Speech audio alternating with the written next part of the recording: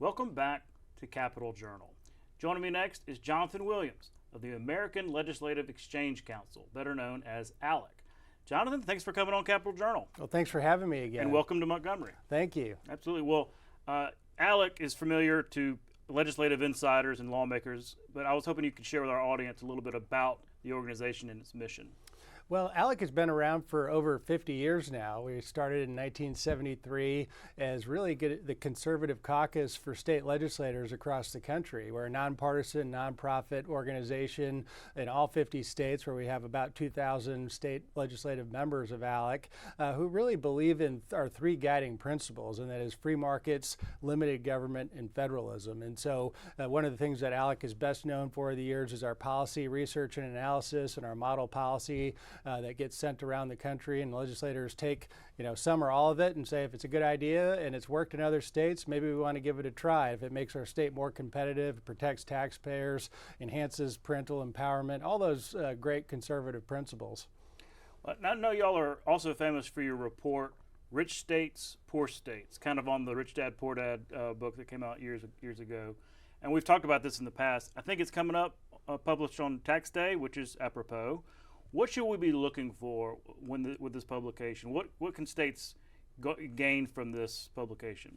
It was my day one project at ALEC. Art Laffer, Ronald Reagan's economic advisor, and Steve Moore came to us and said, wouldn't it be great if we had a way to measure the 50 states on how competitive they were based on free market economic policies, taxes and labor policies and regulations. And so every year, right around Tax Day, we publish the new rankings. And so we're in our 19th edition this year. And one of the great things to look for every single year is not just the 1 through 50 economic outlook score, where Alabama comes in at 20th best right now for economic outlook, and that's been an improvement over previous years, which has been good to see.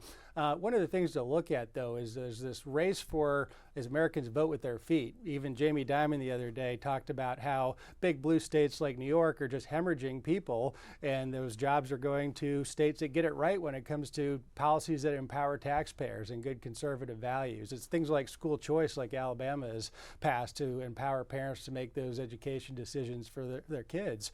Those are all things that we know drive businesses and individuals across state lines. And in this great race, as Americans leave California and New York and Illinois and the other states that just don't have common sense policy, they're looking for great alternatives. And that's one of the things we always document in our report to look out for. Folks in this building really like rankings, especially when Alabama's ranking pretty well. So that's good to hear.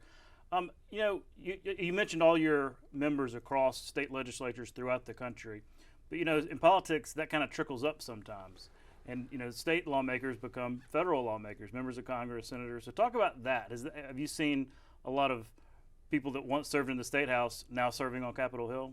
Well, it's a great question, and a lot of times people think of ALEC as just in the state capitals, but our reach now has over 110 members of the current Congress who are ALEC alumni members from when they served at the state level and now serve as members of Congress. That includes people like Speaker Mike Johnson, Leader Steve Scalise, Whip Tom Emmer, and including a ton of great committee chairs across the important committees in Congress. And so it's a great way to continue to build those relationships, but those folks don't forget about the ALEC principles just because they go to Washington, D.C. They're taking them and certainly keeping this idea of federalism in mind in many cases. And so some of the things that you see coming from the Trump administration, we have 5 secretaries in the Trump administration that were ALEC alumni as well when they were state legislators. And so you get a lot of those great ideas. Obviously, they don't have the functional majority in the Senate with the 60-vote threshold, but things like the One Big Beautiful Bill that provides tons of great tax relief to Alabama taxpayers and taxpayers all across the country.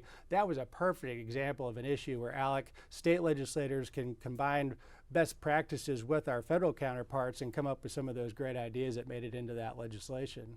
Oh, that's really interesting. I'll have to ask some of our delegation about that.